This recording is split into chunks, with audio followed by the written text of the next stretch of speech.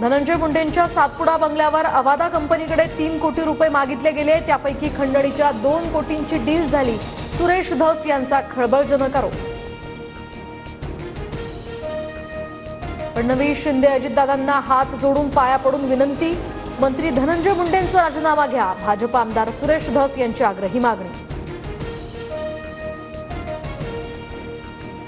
चौकशी पूर्ण होऊ द्यावी। बीड हत्या प्रकरणाचा उपयोग राजकारणासाठी करू नये। धनंजय मुंडेंच्या राजीनाम्याच्या प्रश्नावर मुख्यमंत्री देवेंद्र फडणवीसांची प्रतिक्रिया।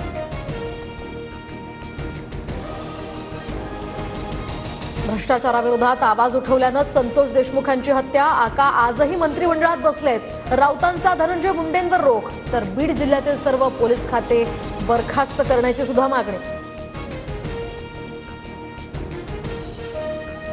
आरोपी वाल्मिक कराड ज्या गाडीतून शरण आला ती गाडी अद्याप जप्त केली नाही। गाडी मालकाची सुद्धा चौकशी नाही।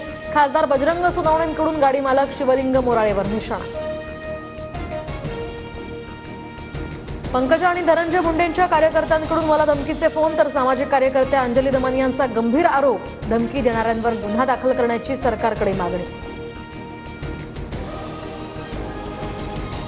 माझी सुरक्षा काढा पण अंजली दमानियांना सुरक्षा द्या। धमक्या आल्याच्या दमानियांच्या दाव्यानंतर खासदार सुप्रिया सुळेंची मागणी। सारे भिकारी शिर्डीमध्ये जमा झाल्यानं मोफत अन्नछत्र बंद करा। भाजपचे माजी खासदार सुजय विखेंच्या वादग्रस्त विधानावरून आता साई भक्तांमध्ये संताप।